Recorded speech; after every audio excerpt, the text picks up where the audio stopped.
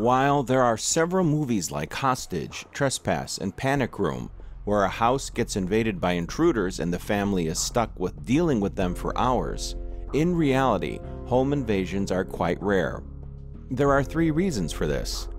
Firstly, most burglars prefer an easy crime. They wish to strike when the house is empty and there's no one around to subdue.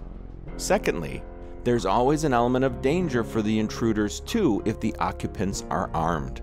Thirdly, home invasions require 2 to 3 intruders working together. It has to be fast and systematic. Most home invasions are over and done in a short time. The intruders will quickly try to subdue you while they rob the home. In some cases, however, things can take an uglier turn. Let's cover a few tips on how you can survive a home invasion. Are you armed?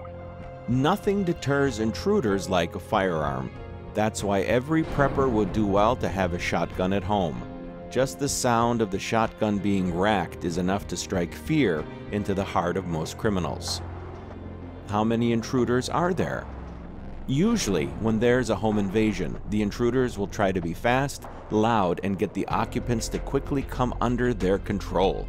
The first thing you should do is see how many of them there are while you rush off to get your firearm. This will give you an idea if you have a fighting chance. If you're all alone at home, lock yourself in the room, call the police for help, and be ready to fire upon any intruder who tries breaking into your room. Always shout and tell them that you've called the police. Should you pretend to be asleep?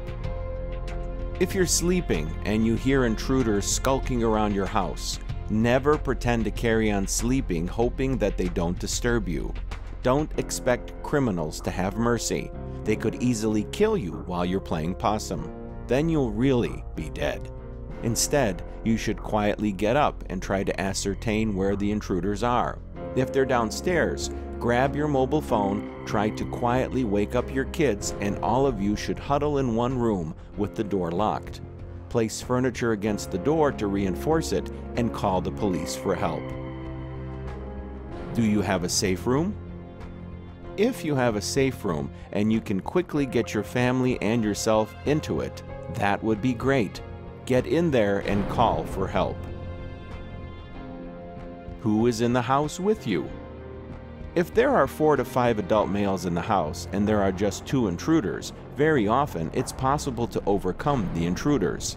You should only follow this option after shouting at them and telling them to leave.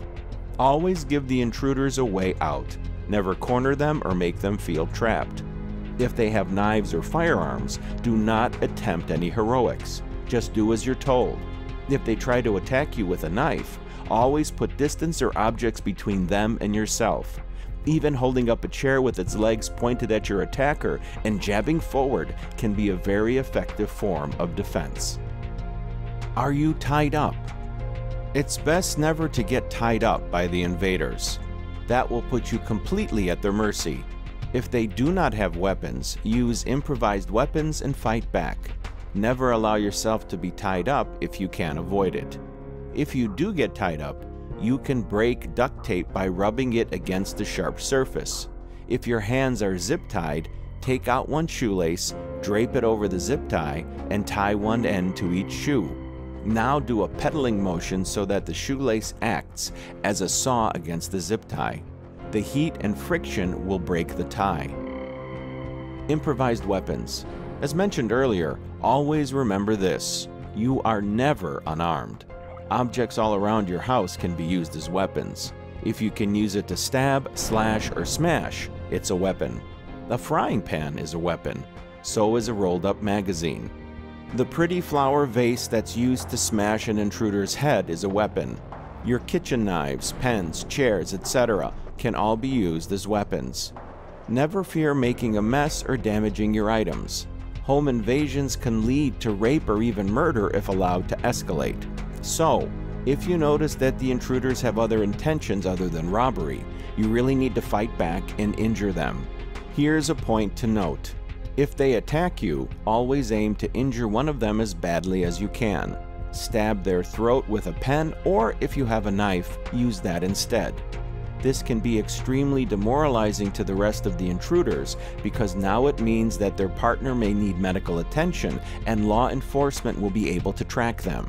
So, their priority will be to get their friend and escape as fast as they can. Coping with the aftermath. Once the home invasion is over, do not clean up the house. You'll be contaminating the crime scene. Call the police and wait for them to arrive and do their job. Follow these tips and your chances of surviving a home invasion will be much higher. Always try to retreat to a locked room and call for help instead of taking them on. Only retaliate if you feel like your life is in danger and they'll hurt you. Trust your gut instincts.